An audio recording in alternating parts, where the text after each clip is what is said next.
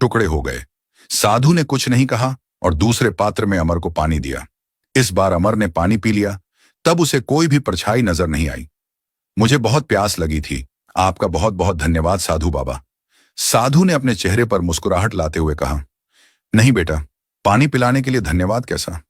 ये तो ईश्वर का कोई संकेत है जो तुम मुझे मिले हो। अमर को साधु की बात समझ नहीं आई। वो उनसे पूछता है, साधु बाबा, मुझे उस कुल्हड़ में नागिन की परछाई क्यों दिखाई दी? साधु जानते थे कि अब अमर उनसे यही सवाल पूछने वाला है। उसके पीछे एक बहुत बड़ी कहानी है बेटा।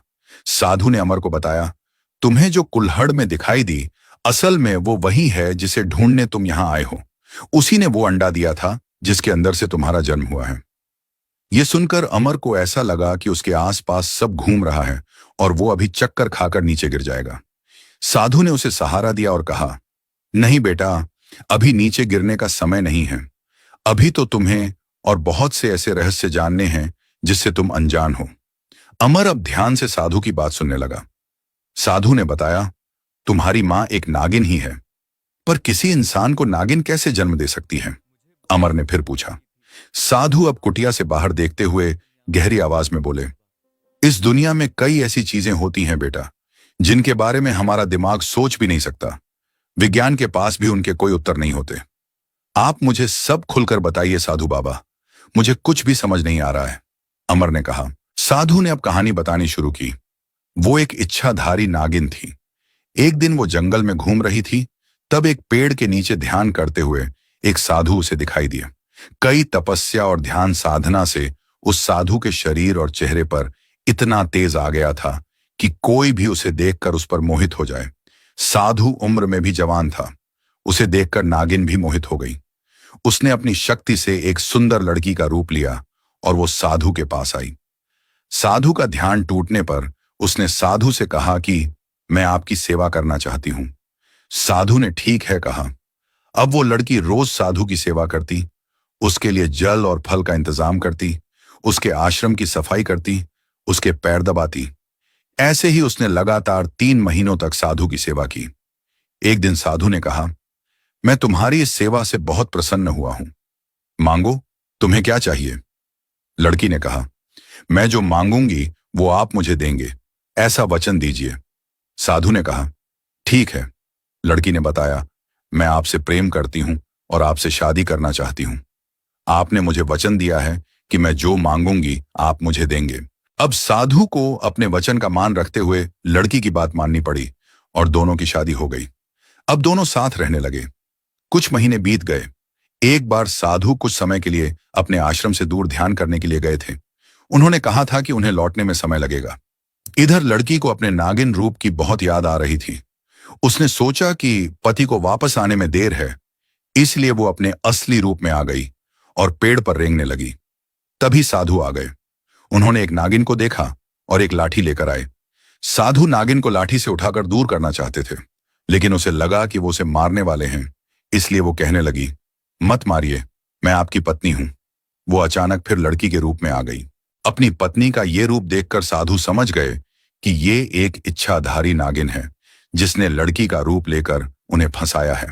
वो बहुत गुस्सा हो गए और उन्होंने नागिन को श्राप दिया, तुम अब कभी भी अपना रूप नहीं बदल सकती, कभी इंसान के पास नहीं रह सकती और कोई भी कभी तुम्हारी मदद करने नहीं आएगा। उन्होंने नागिन को अपने घर से निकाल दिया। उस समय नागिन गर्भवती थी। ये बात साधु को पता नहीं थी। नागिन अपने समाज में वापस चली गई, लेकिन वहां के राजा ने कहा कि तुम्हें इंसान के सब संबंध तोड़कर यहां आना होगा। कुछ दिनों तक नागिन जंगल में ही भटकती रही और जब अंडा देने का समय आया तब उसने एक किसान के खेत में जाकर अपना अंडा छोड़ा, जिससे तुम्हारा जन्म हुआ है बेटा। अमर ये सब सुनकर हक्का बक्का रह गया। उसके जन्म का ऐसा अजीब रहस्य कभी उसे पता चलेगा, ऐसा उसने सपने में भी नहीं सोचा था। उसने हिम्मत करके साधु से पूछा, वो साधु कौन थे और फिर नागिन की झलकियां मुझे यहां क्यों दिखाई दी? तब साधु ने एक लंबी सांस ली और कहा, वो मैं ही हूं बेटा, मैं ही तुम्हारा पिता हूं। मैंने जब तुम्हें देखा तभी मुझे सब ज्ञान हो गया था और तुम्हारे यहां आने का मतलब भी समझ आया था। यह सुनकर अमर को समझ नहीं आ रहा था कि अब अपने पिता से प्यार की बातें करे या उन पर गुस्सा निकाले। उसने बड़े ही शांत मन से कहा कि आप मेरे पिताजी हैं, ये तो पता चल गया, पर मुझे एक बार मेरी मां से भी मिलना है। आप बता सकते हैं कि वो कहाँ मिलेगी? साधु ने कहा, जब मुझे अंदेशा हुआ कि वो गर्भवती थी और मैंने ज्यादा गुस्सा कर दिया, तब मैंने उसे ढूंढने की बहुत कोशिश की, लेकिन मुझे वो कहीं नहीं मिली। लेकिन मुझे लगता है कि वो नाग समाज के साथ ही होगी। सिर्फ तुम ही ऐसे इंसान हो जो नाग समाज के पास जाकर उससे मिलने की बात कर सकता है। अपने साधु पिता से आशीर्वाद लेकर अमर अब नाग समाज के पास आया। तभी एक बड़े नाग ने उसे रोका। वो नागों का राजा था। अमर ने अपनी पहचान बताई। राजा बात कर ही रहा था कि तभी एक बूढ़ी नागिन जो बहुत थकी हुई थी, धीरे धीरे रेंगते हुए आई। उसने अमर को देखा और उसकी आंखों से आंसू बहने लगे। अमर समझ गया कि वही उसकी मां है। अमर उसके पास जाने लगा, तब नागों के राजा ने उसे रोक लिया। नागिन ने कहा, बेटा, तुम यहां नहीं रह सकते। ये जगह इंसानों के लिए नहीं है और मैं श्राप के कारण अब कभी भी इंसान का रूप नहीं ले सकती। मैं तो इतने सालों से यही सोचकर परेशान थी कि मेरे अंडे को किसी ने सलामत रखा होगा या नहीं, लेकिन आज तुम्हें इतने बड़े देखकर मुझे बहुत खुशी हो रही है। बहुत भले हैं वो लोग जिन्होंने न सिर्फ मेरे अंडे को सलामत रखा, बल्कि तुम्हें भी पाल पोस कर बड़ा किया।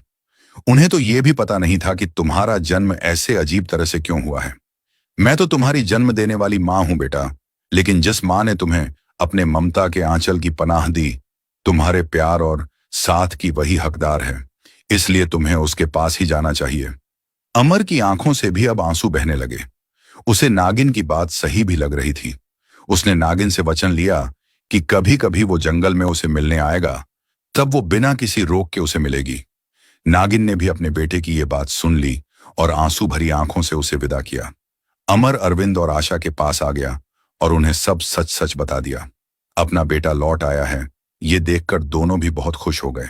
अब अमर के मन में अपने जन्म को लेकर कोई भी सवाल नहीं था और वो किसी के भी सवाल का जवाब देने के लिए तैयार था।